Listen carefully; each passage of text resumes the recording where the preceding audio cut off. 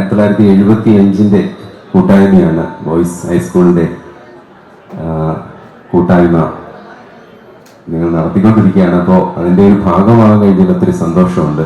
അപ്പോൾ നമുക്ക് സാറിൻ്റെ ആ ഒരു ഫ്ലോയെ തടസ്സപ്പെടുത്താത്ത രീതിയിൽ നമുക്ക് കുറച്ച് പാട്ടുകളുമൊക്കെ ആയിട്ട് നമുക്ക് ഇന്നത്തെ വൈകുന്നേരം സന്തോഷമാക്കണം. ഒത്തിരി പരിചിത മുഖങ്ങളുണ്ട്. എല്ലാവർക്കും സ്വാഗതം, ഈ പരിപാടിയിലേക്ക് സ്വാഗതം. എല്ലാവർക്കും ഒരിക്കൽ കൂടി സ്നേഹത്തോടെ ഞങ്ങളുടെ നന്ദി അറിയിക്കുകയാണ്. പ്രിയപ്പെട്ടവരെ, സുവർണ സംഗീത വിരുന്നിന് തുടക്കം കുറിക്കുന്നു. നേരത്തെ സൂചിപ്പിച്ചതുപോലെ തന്നെ മലയാള ചലച്ചിത്ര ഗാനങ്ങളിലെ ഭാവതലങ്ങളെ സൂക്ഷ്മമായി വിശകലനം ചെയ്തുകൊണ്ടുള്ള സാഹിത്യ പ്രഭാഷണവും അനുബന്ധമായിട്ടുള്ള ഗാനാവതരണവുമാണ് രംഗത്ത് അരങ്ങേറുന്നത്. ഇതിനെക്കുറിച്ച് ആധികാരികമായി പ്രഭാഷണം നടത്തുവാൻ നമ്മുടെ ക്ഷണം സ്വീകരിച്ച് ഇവിടെ എത്തിയിട്ടുള്ളത് Alappuzha SB college associate professor doctor Sajeed ഏവൂരത്തിൽ അദ്ദേഹമാണ്. അദ്ദേഹത്തെ ഹാർദവമായി സ്വാഗതം ചെയ്യുന്നു. എല്ലാവർക്കും നമസ്കാരം. നമ്മൾ പറഞ്ഞതിലും 1 മണിക്കൂറിലേറെ വൈകിയാണ് തുടങ്ങുന്നത്. അതുകൊണ്ട് നമുക്ക് വളരെ വേഗം പോകേണ്ടതുണ്ട്. 75 ബാച്ചിൻ്റെ കൂട്ടായ്മയാണ്. സ്വാഭാവികമായിട്ടും ഏറ്റവും പുതിയ പാട്ടുകളേക്കാൾ നിങ്ങളുടെ വിദ്യാഭ്യാസ കാലത്ത്, കോളേജിൻ്റെ കാലത്തൊക്കെ നിങ്ങൾ പാടി നടന്നതും നിങ്ങൾക്ക് നിങ്ങളുടെ ജീവിതവുമായി റിലേറ്റ് ചെയ്യാൻ കഴിയുന്നതുമായ പാട്ടുകളായിരിക്കും ആഗ്രഹിക്കുന്നത്. അപ്പം അങ്ങനെയാണ് എന്നോട് അദ്ദേഹം പറഞ്ഞത്. ഇവിടെ എന്നോടൊപ്പം മികച്ച 2 കലാകാരന്മാർ അവരെ പരിചയപ്പെടുത്തിയിരുന്നു. 2 പേരും പങ്കെടുക്കുന്നുണ്ട്. ഫേസ്ബുക്കിലൊക്കെ വളരെ പോപ്പുലറായിട്ടുള്ള ആളാണ് ബിജു സരിക. അതുപോലെ തന്നെ ഡോക്ടറും അദ്ദേഹത്തിൻ്റെയും ഇപ്പം ഏറ്റവും പുതിയൊരു ഓഡിയോ ഒക്കെ ഇട്ടിരുന്നു. അതോടൊപ്പം എൻ്റെ കൂടെ സജീവ് മേനോൻ, അദ്ദേഹവും ഒരു പ്രശസ്ത ഗായകനാണ് സോഷ്യൽ മീഡിയയിൽ, അദ്ദേഹവും വന്നിട്ടുണ്ട്. അപ്പോൾ പ്രധാനമായും മലയാള പാട്ടുചരിത്രം വേഗത്തിൽ പറയുന്നതിനോടൊപ്പം നമുക്ക് ചില പാട്ടുകൾ നിങ്ങളുടെ ഓർമ്മകളിലേക്ക് മടക്കയാത്ര നടത്തുന്നതിന് വേണ്ടി, നിങ്ങളുടെ സ്കൂൾ കാലഘട്ടത്തിലോ കോളേജ് കാലഘട്ടത്തിലോ ഒക്കെ നിങ്ങളെ ഏറ്റവും കൂടുതൽ സ്വാധീനിച്ച, അല്ലെങ്കിൽ നിങ്ങളുടെ ഓർമ്മകൾ വീണ്ടും നിങ്ങളുടെ മനസ്സിലേക്ക് വരുന്നതിന് വേണ്ടിയുള്ള പാട്ടുകൾ. ഏതെങ്കിലും പ്രത്യേക പാട്ട് പറയണമെന്ന് പറഞ്ഞാൽ ആ പാട്ട് നമുക്ക് പറയാം. മലയാള സിനിമയിൽ നമുക്ക് വേഗത്തിൽ പറഞ്ഞു പോകാം. മലയാള സിനിമയിൽ പാട്ട് വന്നത് 1900. ഞാനൊരു അധ്യാപകനായതുകൊണ്ട് ചിലപ്പോൾ ചോദ്യം ചോദിക്കും, ഉത്തരം പറയണം. നിങ്ങൾ ഈ പല മേഖലയിൽ നിന്ന് വിരമിച്ചവരായിരിക്കും, അല്ലെങ്കിൽ പല മേഖലയിൽ പ്രവർത്തിക്കുന്നവരായിരിക്കും. നമുക്കിവിടെ കുട്ടികളായിട്ട് തന്നെ തുടരാം. അപ്പോൾ അതുകൊണ്ട് ചോദ്യം ചോദിക്കുക, ഉത്തരം പറയുക, എങ്ങനെ നമുക്ക് എന്താണ് അങ്ങനെ പോയാൽ ഭയങ്കര രസമായിരിക്കും. നിങ്ങളുടെ അഭിപ്രായങ്ങളും നിങ്ങളുടെ ഇഷ്ടപ്പെട്ട പാട്ടുകളും ഒക്കെ പറഞ്ഞു പോയാൽ, അല്ലെങ്കിൽ ചിലപ്പോൾ ചില സിനിമയിലെ ഏതെങ്കിലും ഒരു പാട്ടായിരിക്കും ഞാൻ പറയുന്നത്, അതിലെ വേറെ പാട്ടുകളുണ്ടെങ്കിൽ നിങ്ങൾക്ക് പറയാം. അങ്ങനെ നമുക്ക് നമ്മൾ ഒന്നാണ് എന്ന തരത്തിലൊരു കൊള്ളൽ കൊടുക്കലായിട്ട് പോകുന്നതായിരിക്കും എപ്പോഴും നല്ലത്. അല്ലാതെ ഞാനിങ്ങനെ പറയുകയും നിങ്ങൾ വെറുതെ ഇങ്ങനെ കേട്ടിരിക്കുകയും ചെയ്യുന്നതിനേക്കാൾ എന്തുകൊണ്ടും രസകരമാകുന്നത് അങ്ങനെയാണെന്ന് എനിക്ക് തോന്നുന്നു.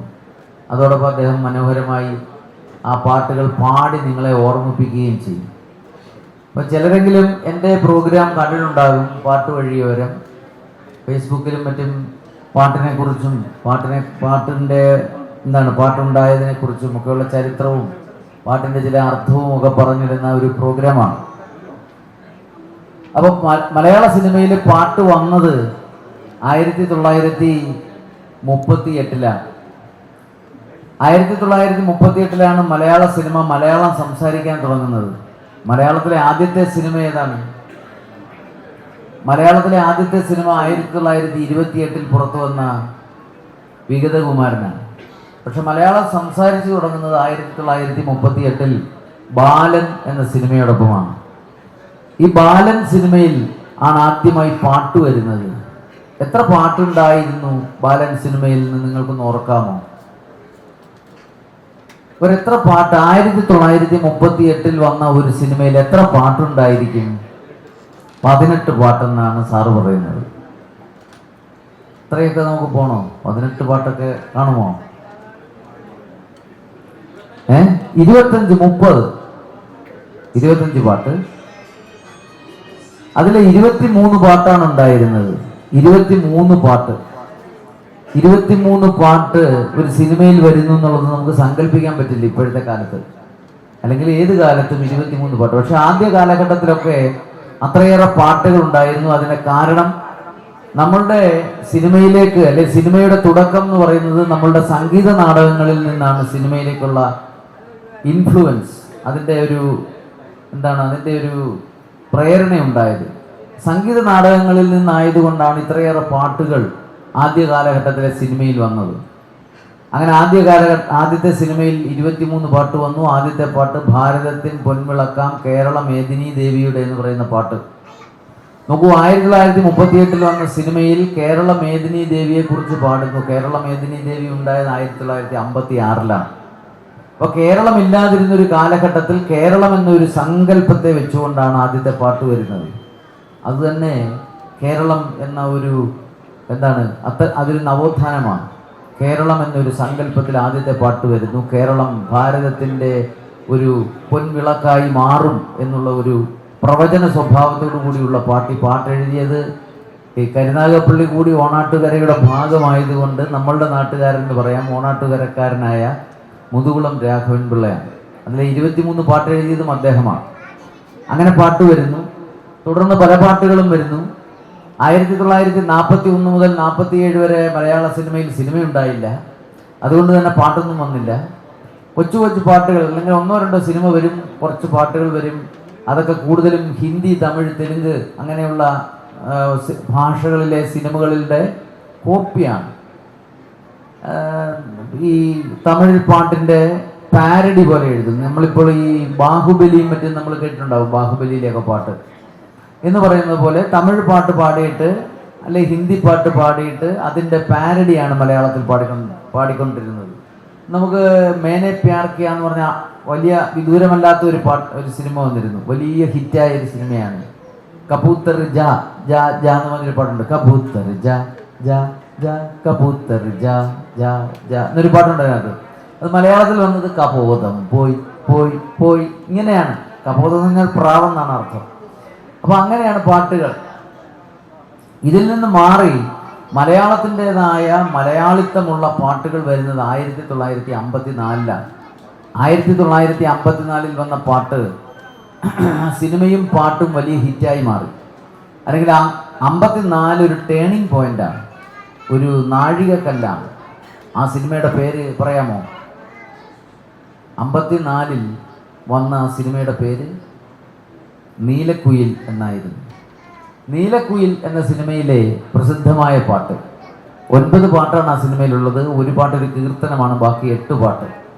ഈ 8 പാട്ടും, അല്ലെങ്കിൽ ഈ മുഴുവൻ പാട്ടും എഴുതിയത് അതിൻ്റെ സംവിധായകൻ കൂടിയായ പി ഭാസ്കരൻ മാസ്റ്ററാണ്. അതിൻ്റെ സംവിധാനം പി ഭാസ്കരൻ മാസ്റ്റർ തനിച്ചല്ല, ആദ്യമായി ഇരട്ട സംവിധായകർ വരുന്നു മലയാള സിനിമയിൽ.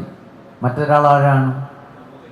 രാമു കാര്യാട്ടാണ്. പക്ഷെ രാമു കാര്യാട്ടം നല്ല സിനിമയിൽ കാണിക്കുന്നത് ആർ കാര്യാട്ടം എന്നാണ് സ്ക്രീനിൽ കാണിക്കുന്നത്. നമുക്ക് ആ പേരിൻ്റെ സംവിധാനം പി ഭാസ്കരൻ ആർ കാര്യാട്ട് എന്നാണ് എഴുതി കാണിക്കുന്നത്. അപ്പം അങ്ങനെ ആർ കാര്യാട്ടും പി ഭാസ്കരനും ചേർന്ന് സംവിധാനം ചെയ്ത നീലക്കുയിൽ. ഈ നീലക്കുയിൽ വരുന്നതിന് മുമ്പ് ഈ നീലക്കുയിലുമായി ബന്ധപ്പെട്ടൊരു കൗതുകകരമായ കാര്യമുണ്ട്. ഇങ്ങനെ ഒരു സിനിമ എടുക്കണം എന്ന് ആഗ്രഹിച്ചു. തിരമാല എന്നൊരു സിനിമ അതിന് മുമ്പ് ഇവർ രണ്ടുപേരും ചേർന്ന് സഹസംവിധായകരായി പ്രവർത്തിച്ചിരുന്നു. അവരെ പത്രത്തിൽ പരസ്യം കൊടുത്ത് ചെന്ന് അവിടെ വെച്ച് കണ്ടുമുട്ടിയവർ. അതിന് മുമ്പ് ഇവർ തമ്മിൽ പരിചയമൊന്നുമില്ല. അങ്ങനെ ആ സിനിമയിലെ പരിചയമാണ് ഇവർ തമ്മിൽ, നമ്മൾ പറയുന്ന ഒരു കെമിസ്ട്രി ഉണ്ട് എന്ന് തോന്നുകയും ഇവർക്ക് ഒന്നിച്ചൊരു സിനിമ ചെയ്യണമെന്ന് ആഗ്രഹിക്കുകയും അതിനുവേണ്ടി എങ്ങനെയാണ് ഒരു സിനിമ ചെയ്യാൻ കഴിയുക എന്ന് തോന്നിയിട്ട് അന്നത്തെ പ്രസിദ്ധനായ എഴുത്തുകാരനും പി ഭാസ്കരൻ മാസ്റ്ററോടൊപ്പം ആകാശവാണിയിലെ ജീവനക്കാരനുമായിരുന്ന PC കുട്ടിക്കൃഷ്ണനോട്, അദ്ദേഹം അന്ന് പ്രസിദ്ധനായ എഴുത്തുകാരനാണ്, അദ്ദേഹത്തെ നിങ്ങൾ മറ്റൊരു പേരിലായിരിക്കും അറിയപ്പെടുന്നത്, ഉറൂബ് എന്നാണ്. ഉറൂബിനോട് കഥ ചോദിക്കും. ഉറൂബ് 3 കഥ പറയും. അതിൽ നിന്നാണ് നീലക്കുയിൽ തിരഞ്ഞെടുക്കുന്നത്. ഉറൂബ് പറഞ്ഞ 3 കഥയും പിന്നീട് സിനിമയായി. നീലക്കുയിൽ അല്ലാതെ മറ്റു 2 സിനിമയും സിനിമയായി, അല്ല കഥയും സിനിമയായി. ഒരെണ്ണം നായര് പിടിച്ച പുലിവാല് എന്ന് പറയുന്ന കഥയായിരുന്നു പറഞ്ഞത്. മറ്റൊന്ന് പെട്ടെന്ന് എൻ്റെ ഓർമ്മയിലേക്ക് വരുന്നില്ല. അങ്ങനെ 3 മറ്റുമല്ല, അങ്ങനെ 3 ആ സിനിമയിലാണ്. നാഴിയൂരി പാല് കൊണ്ട് നാടാകെ കല്യാണം എന്നുള്ള പാട്ടൊക്കെ ഉള്ളത് ആ സിനിമയിലാണ്. പെട്ടെന്ന് എൻ്റെ ഓർമ്മയിലേക്ക് വരുന്നില്ല. രാരിച്ചൻ എന്ന പൗരൻ, അത് തന്നെ, രാരിച്ചൻ എന്ന പൗരൻ. ഈ 3 കഥയാണ് ആദ്യം ഉറൂബ് പറയുന്നത്. അതിൽ നിന്ന് നീലക്കുയിൽ മതി എന്നിവർ തീരുമാനിക്കുകയായിരുന്നു. അതിന് ചില കാരണങ്ങളുണ്ട്. ആ സിനിമ കണ്ടാൽ നിങ്ങൾക്കറിയാം.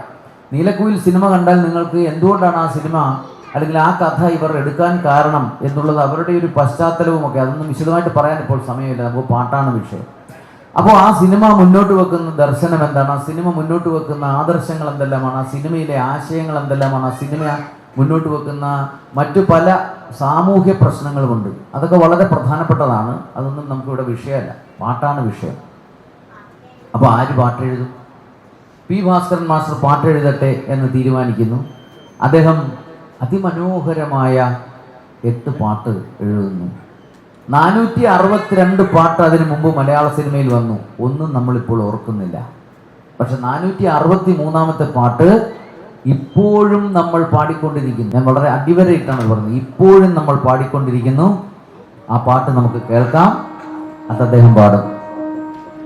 ആ 463ാമത്തെ പാട്ട് രാഘവൻ മാസ്റ്റർ ആയിരുന്നു അതിൻ്റെ സംഗീത സംവിധാനം. നമുക്ക് ആ പാട്ട് കേൾക്കാം. നിങ്ങൾക്ക് വളരെ ഇഷ്ടപ്പെട്ട പാട്ടാണ്.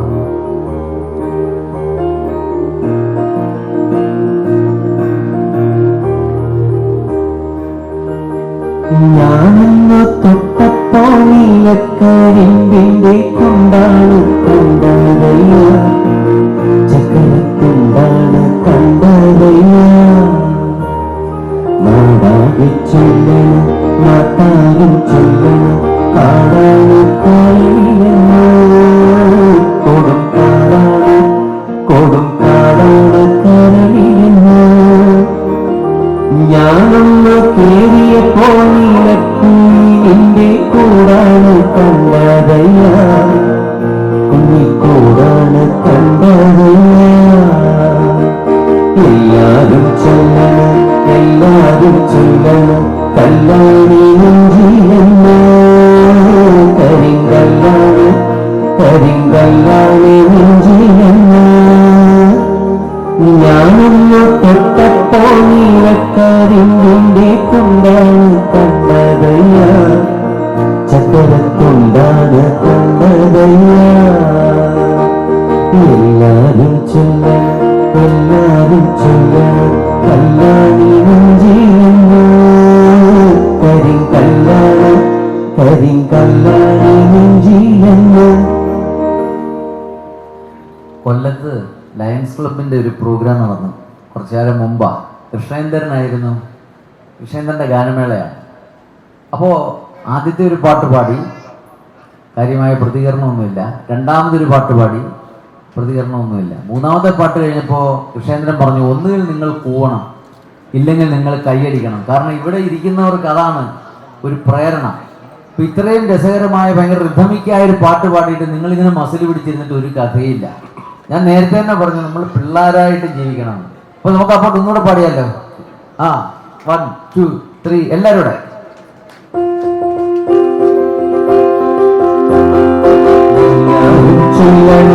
എല്ലാരും ചൊല്ലണം, കല്ലാണി നെഞ്ചിലെന്ന്. കരിങ്കല്ലാണ്, കരിങ്കല്ലാണി നെഞ്ചിലെന്ന്. ഞാനൊന്ന് തൊട്ടപ്പോ നീലക്കരിമ്പിന്റെ തുണ്ടാണ് കണ്ടതയ്യ, ചക്കരത്തുണ്ടാണ് കണ്ടതയ്യ. നാടാകെ ചൊല്ലണം, നാട്ടാരും ചൊല്ലണം, കാടാണ് കരളിലെന്ന്. കൊടും കാടാണ്, കൊടും കാടാണ് കരളിലെന്ന്. ഞാനൊന്ന് കേറിയപ്പോ നീലക്കുയിലിന്റെ കൂടാണ് കണ്ടതയ്യ, കുഞ്ഞിക്കൂടാണ് കണ്ടതയ്യ. എല്ലാരും ചൊല്ലണം, എല്ലാരും ചൊല്ലണ് കല്യാണി നെഞ്ചിലെന്ന് കരിങ്കല്ലാണ് കരിങ്കല്യാണി നെഞ്ചിലെന്ന്.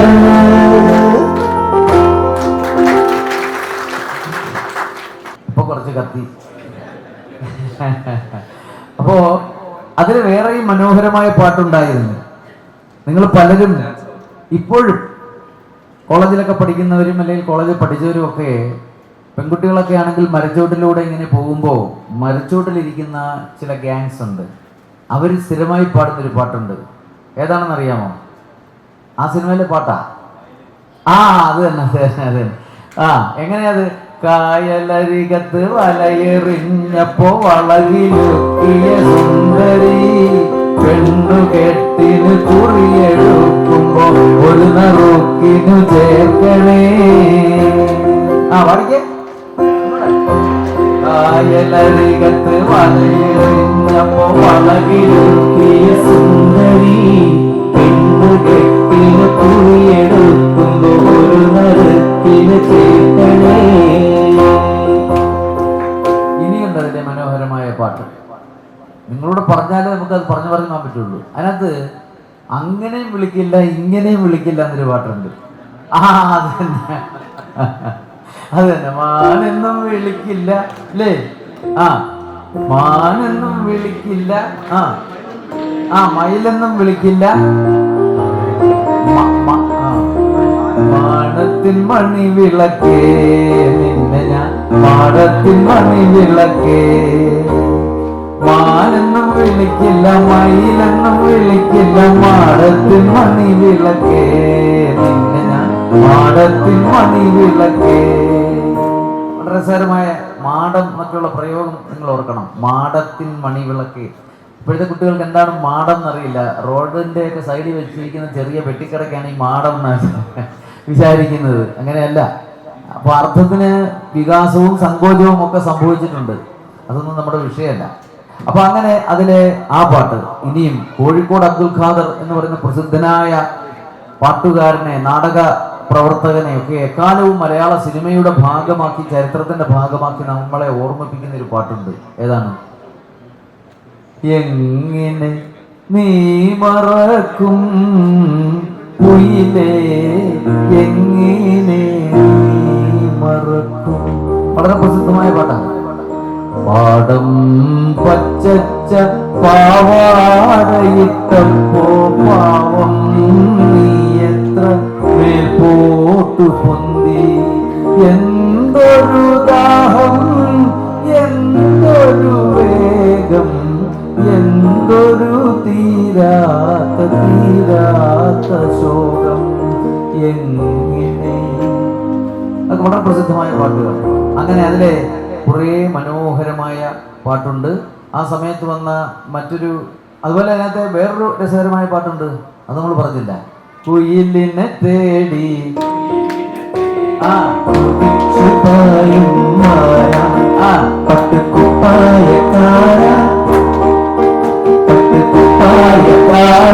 നിന്നോട് ഞാനൊരു കിന്നാരം ചോദിക്കാം ഞാനൊരു കിന്നാരം ചോദിക്കാം. കുയിലിനെ തേടി കുളിച്ചു പായും മാറ പട്ടുകുപ്പായക്കാര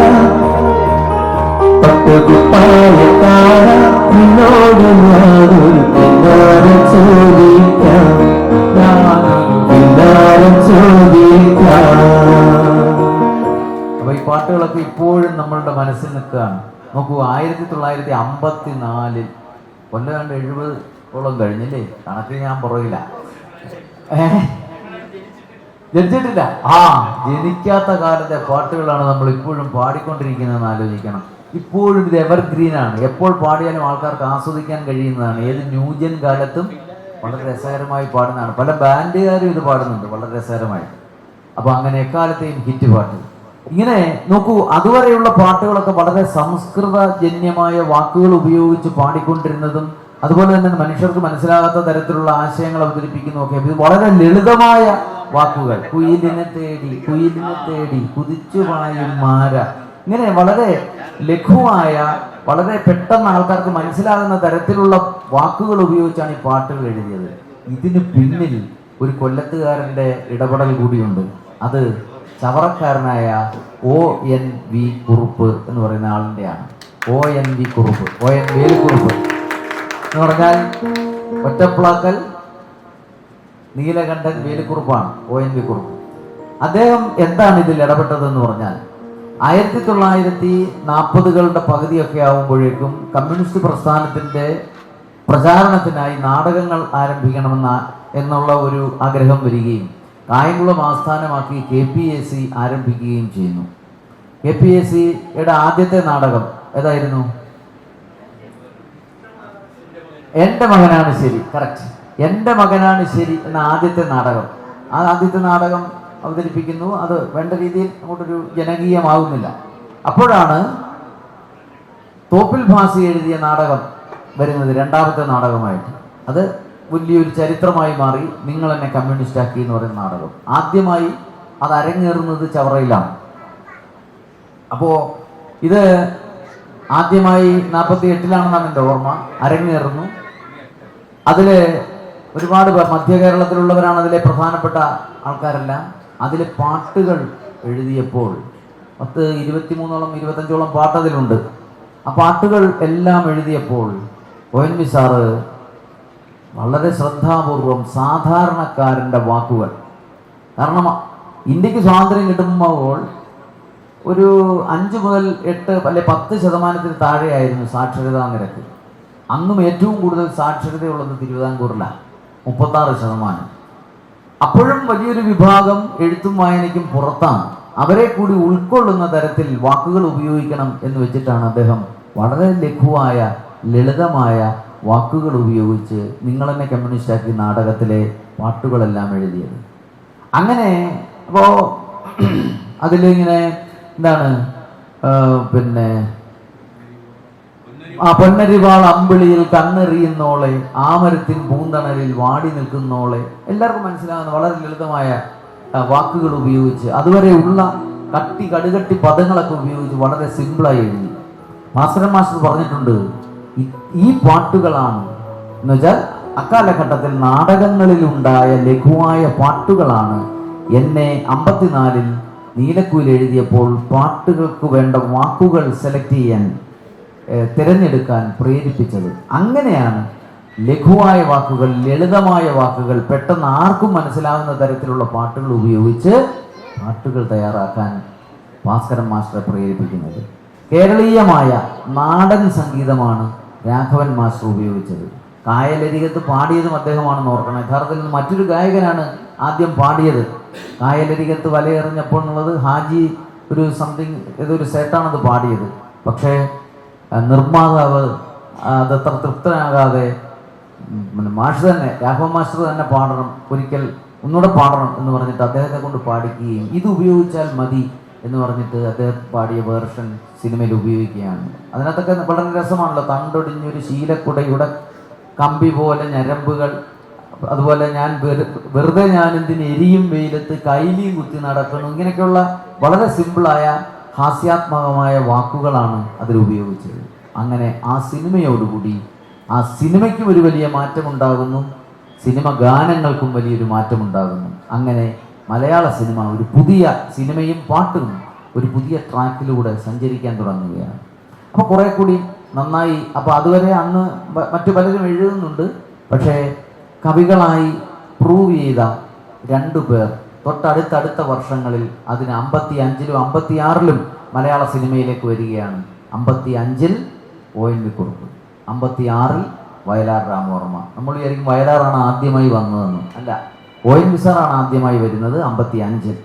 കാലം മാറുന്നു എന്നായിരുന്നു സിനിമയുടെ പേര്. ONV സാറ് മാത്രമല്ല, അക്കാലത്ത് ONV സാറിനോടൊപ്പം വളരെ പ്രസിദ്ധരായ മറ്റ് 3 പേർ കൂടി ഈ സിനിമയിലെ ഈ പാട്ടോടുകൂടി അകത്തേക്ക് വന്നു, സിനിമയ്ക്കുള്ളിലേക്ക് വന്നു. അത് G ദേവരാജൻ, അന്ന് പറവൂർ G ദേവരാജൻ എന്നറിയപ്പെട്ടിരുന്ന G ദേവരാജൻ, അതുപോലെ നാടകത്തിൽ മനോഹരമായി പാടിക്കൊണ്ടിരുന്ന 2 ഗായകർ, ഒന്ന് KS ജോർജ്, മറ്റൊരാൾ KPAC സുലോചന. അങ്ങനെ 4 പേരാണ് കാലം മാറുന്നു എന്ന സിനിമയിലെ പാട്ടുമായി വരുന്നത്. പാട്ട് ഏതാണെന്ന് ഓർക്കുന്നുണ്ടോ? അമലർ പൊയ്കയിലാടിക്കളിക്കുന്നോരോ മന താമരപ്പൂവേ. ഇതായിരുന്നു പാട്ട്. ഈ പാട്ടാണ് ONV സാർ എഴുതി ദേവരായ മാസ്റ്റർ ട്യൂൺ ചെയ്ത് ഇവരെ പാടി വന്നത്. അങ്ങനെ 55-ൽ പുതിയ കുറച്ച് പ്രതിഭകൾ മലയാള ചലച്ചിത്ര ഗാന ചരിത്രത്തിലേക്ക് വരികയാണ്. 56-ൽ വയലാർ വരുന്നു. സാക്ഷാൽ വയലാർ രാമവർമ്മ മലയാള സിനിമാ ഗാനങ്ങളുടെ ചക്രവർത്തിയാണ്. അദ്ദേഹം ചക്രവർത്തിനി എന്ന് എഴുതിയെങ്കിലും മലയാള സിനിമാ ഗാനങ്ങളുടെ ചക്രവർത്തിയാണ് വയലാർ രാമവർമ്മ. അദ്ദേഹം 56-ൽ വരുന്നു. സിനിമ ഏതാണെന്ന് ഓർമ്മയുണ്ടോ? കൂടപ്പിറപ്പ് എന്നായിരുന്നു സിനിമയുടെ പേര്. വളരെ ലഘുവായ ലളിതമായ വാക്കുകളായിരുന്നു അദ്ദേഹം എഴുതിയ ആദ്യത്തെ പാട്ടിന്. അത് ട്യൂൺ ചെയ്തത് രാഘവൻ മാസ്റ്ററാണ്. ഒരു കൊച്ചു കുട്ടിയുടെ ചിന്തകളാണ് ആ പാട്ടിൽ അവതരിപ്പിക്കുന്നത്. പക്ഷെ അമ്മയാണ് പാടുന്നത്. അമ്മയുടെ പോയിന്റ് ഓഫ് വ്യൂവിലാണ് പാട്ട്. ഏതാണെന്ന് ഓർമ്മയുണ്ടോ? നിങ്ങളൊക്കെ പണ്ട് ജനിച്ചിട്ടില്ലെന്ന് പറഞ്ഞു എങ്കിലും ഉറക്കാനൊക്കെ കൊച്ചു കുട്ടികളായിട്ടിരിക്കുമ്പോൾ ഉറക്കാനൊക്കെ ഉപയോഗിച്ച് കാണും. തുമ്പി തുമ്പി വാവാ ഈ തുമ്പത്തണലിൽ വാവാ, തുമ്പത്തണലിൽ വാവാ, തുമ്പി തുമ്പി വാവാ ഈ തുമ്പത്തണലിൽ വാവാ, തുമ്പത്തണലിൽ വാവാ. ഇങ്ങനെ രസകരമായ പാട്ടാണ്, വളരെ സറ്റിലായിട്ടുള്ള മനോഹരമായ പാട്ട്. അങ്ങനെ പാട്ടുകൾ പ്രതിഭകളായ എഴുത്തുകാർ, പ്രതിഭകളായ സംഗീത സംവിധായകരൊക്കെ വരികയാണ്. ഇതിനിടയിൽ സമാന്തരമായി മറ്റു ചില പാട്ടുകൾ കൂടി ദാർശനികമായി മുന്നിൽ നിൽക്കുന്ന ചില പാട്ടുകൾ കൂടി വരുന്നുണ്ട്. തിരുനയനാർ കുറിച്ച് മാധവൻ നായർ എന്ന പ്രസിദ്ധനായ എഴുത്തുകാരൻ എഴുതിയ ബ്രദർ ലക്ഷ്മണൻ സംഗീതം ചെയ്ത 2 പാട്ടുകൾ എക്കാലത്തും നമ്മൾ ഓർത്തിരിക്കേണ്ട പാട്ടുകളാണ്. അതിലൊന്ന് ഏറ്റവും ചിന്താപരമായ ഉയർച്ചയുള്ള ആത്മവിദ്യാലയമേ എന്നുള്ള ഒരു പാട്ട് നിങ്ങൾ കേട്ടിട്ടുണ്ടാവും. ഹരിചന്ദ്രയിലെ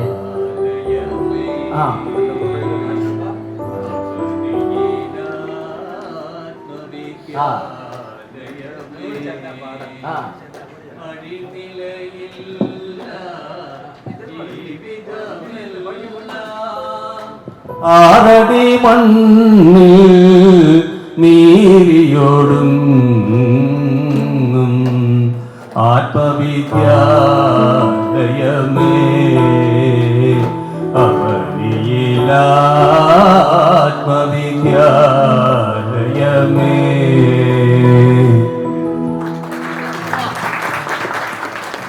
നല്ല കയ്യടി കൊടുക്കണം. കൂടെ പഠിച്ചവരൊക്കെ ഇങ്ങനെ നന്നായിട്ട് പാടുമ്പോൾ. അന്ന് ഈ സോഷ്യലിനൊക്കെ സ്ഥിരമായി പാടുമായിരുന്നില്ലേ വെള്ളിയാഴ്ച ലാസ്റ്റ് പീരീഡ്? അതാണ്. അപ്പോൾ അതുപോലെ ഈശ്വര ചിന്ത ഇതൊന്നേ മനുജൻ, ഇത് രണ്ടുമാണ് ഏറ്റവും 55-ൽ ഇറങ്ങിയ സിനിമകളിലെ പാട്ടുകളാണ്.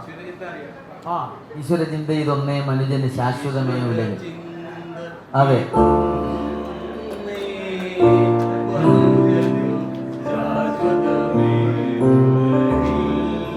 അതെ അതെ അതെ, അതെല്ലാം ഓർമ്മിക്കണം. റീകളക്ഷൻ ആണല്ലോ നമ്മളോ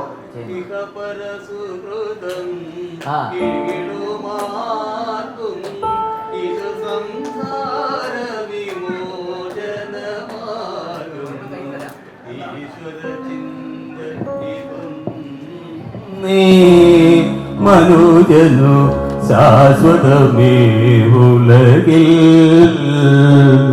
ഇഹ പരസുകൃതം ഏകിടുമാർക്കും ഇത് സംസാര വിമോചനമാർഗം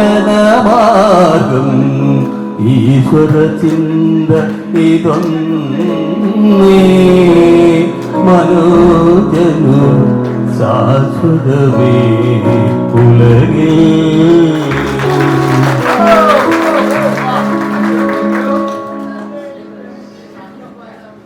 ഓക്കെ. അപ്പൊ ആ പാട്ടുകളൊക്കെ വരുന്നു.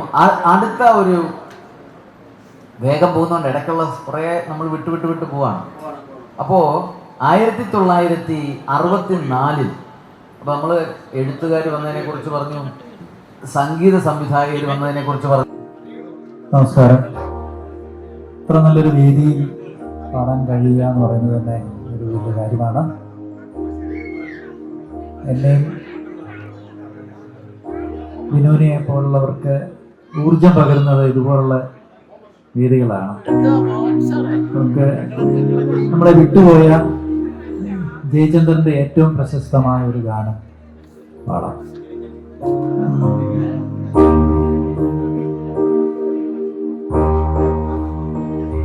ഒന്നിനി ശ്രുതി താഴ്ത്തി പാടുക പൊന്നിനെ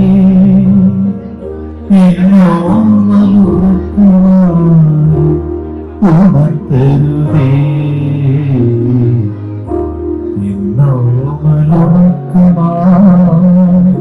ഉണർത്തരുതേ ഒന്നിനി തിരികാത്തു ശാരദ നീയാതെ ഈ കണ്ണിലെ കിണറുകൾ കെടുത്തരുതേ കണ്ണിലെ കിണറുകൾ കെടുത്തരുതേ ഉച്ചത്തിൽ മേടിക്കൊല്ലേ നീ എന്റെ ഹൃദയേ സുഖശാന്തമെന്നോമൽ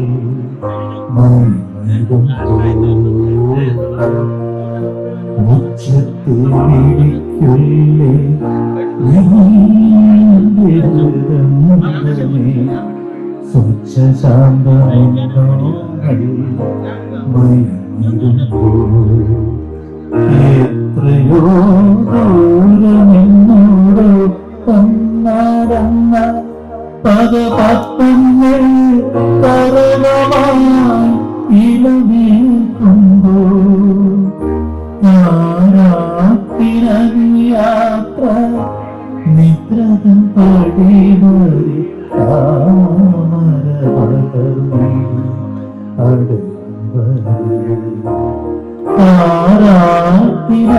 യാത്ര നിദ്രതം പടിമറി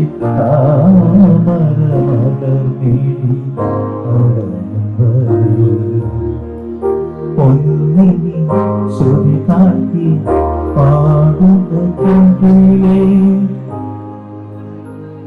എന്നോ മയൂർക്കുമാ ഉണർത്തരുതേ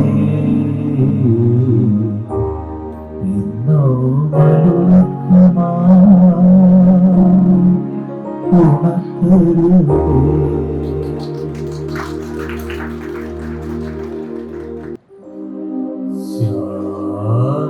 ശ്യാമസുന്ദര പുഷ്പമേ എന്റെ പ്രേമ സംഗീതമാണു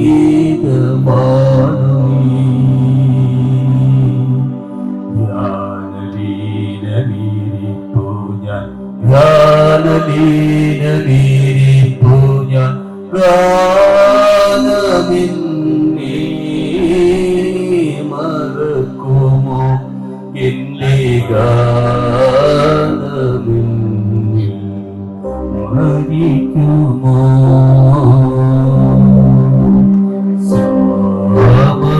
ശ്യാമസുന്ദര പുഷ്പമേ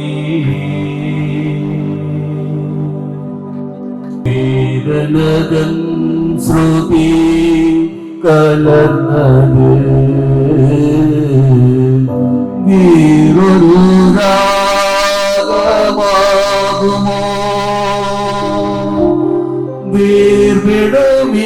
വീർവിടമിണപ്പറ്റിതൻ ശോകമേനുനാദമാ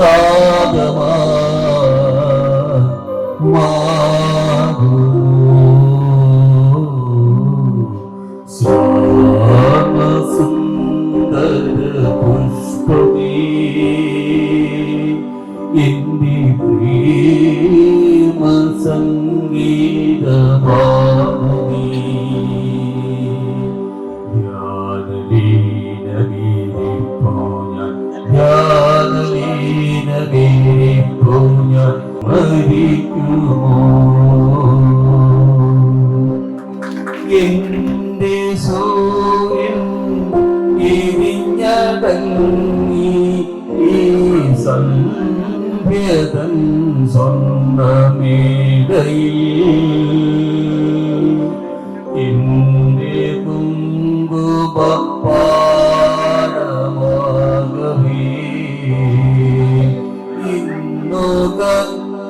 എരിഞ്ഞു പോ മേഘമായി മേഘരാഗമായി വരൂ പേരുമീ തീടുത്ത ശ്യാമസുന്ദര പുഷ്പമേ എന്റെ പ്രേമ സംഗീതമാണു നീ ധ്യാനലീനമീരിപ്പൂ ഞാൻ ധ്യാനലീനമീരിപ്പൂ ഞാൻ ഗാനമെന്നേ മറക്കുമോ എന്നെ ഗാനമെന്നിൽ മരിക്കുമോ. Thank you. താന്റെ ആഗ്രഹം പാടിയില്ലെങ്കിൽ ഞങ്ങൾക്ക് വിഷമായിരിക്കും നിർത്തിയിട്ട് പോകുമ്പോ. Thank you. ഓക്കെ, നമുക്ക് അടുത്തൊരു പാട്ടോടുകൂടി നമുക്കൊരു വൈൻഡപ്പ് ചെയ്യാണ്, ഈ പ്രോഗ്രാം വൈൻഡപ്പ് ചെയ്യാണ്. ഒരിക്കൽ കൂടി എല്ലാവർക്കും നന്ദി. ഞാൻ ഒരിക്കൽ കൂടി റിജോയെ പരിചയപ്പെടുത്തുകയാണ്. റിജോ ഒരു നേരത്തെ വരാത്തവർക്കാണ്, ജീവ മ്യൂസിക് ഡയറക്ടറാണ്. ഒരു പ്രോഗ്രാമാണ്, മ്യൂസിക് പ്രോഗ്രാമാണ്. കരുനാഗപ്പള്ളി തീർച്ചയായിട്ടും അധികം താമസിയാതെ അഭിമാനിക്കാൻ പറ്റുന്ന ഒരു മ്യൂസീഷ്യനായിട്ട് റിജോ മാറും. അപ്പോ റിജോയ്ക്ക് നല്ലൊരു കൈയ്യുണ്ട്. റിജോ ഒരു കീബോർഡ് വെച്ചിട്ടാണ് ഞങ്ങൾ ഇത്രയും പാട്ട് പാടുന്നത്. അപ്പൊ അത്രയും കോഡ്സ് ഞങ്ങൾക്ക് സപ്പോർട്ട് ഇല്ലെങ്കിൽ ഈ പാട്ടുകളൊന്നും പാടാൻ പറ്റില്ല. ഇപ്പൊ ജസ്റ്റ് ഒന്ന് കേട്ടിട്ടാണ് അദ്ദേഹം വായിക്കുന്നത്. അദ്ദേഹത്തിന്റെ ഫാമിലി ഉണ്ട്. Thank you. അപ്പൊ എന്തായാലും നമുക്ക് അവസാനത്തെ ഗാനത്തിലേക്ക് കിടക്കാം. രണ്ടുപേർക്കും, സജി സാറിന് അതുപോലെ തന്നെ സജീവ് സാറിന് അതുപോലെ തന്നെ എന്റെ ജ്യേഷ്ഠന്മാരാണ്. അഭയൻ ചേട്ടനാണ് ആദ്യം എന്നെ വിളിക്കുന്നത് ഈ പ്രോഗ്രാമിനായിട്ട്. എല്ലാവർക്കും എന്റെ ജ്യേഷ്ഠ തുല്യനാണ്. എല്ലാവർക്കും നന്ദി ഒരിക്കൽ കൂടി.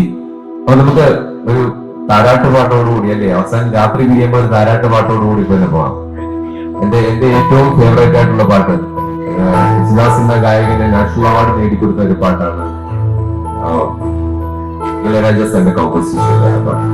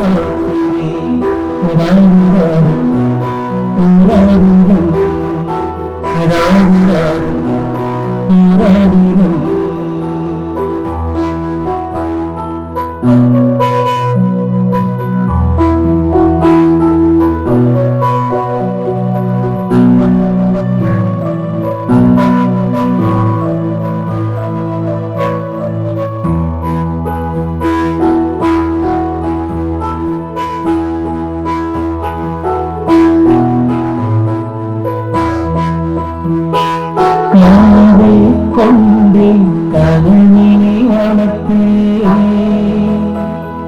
കണ്ണണിയുമിളം കഴുത്തിനെ വിളിക്കേ കിഴക്കേ രാഗം എന്നാൽ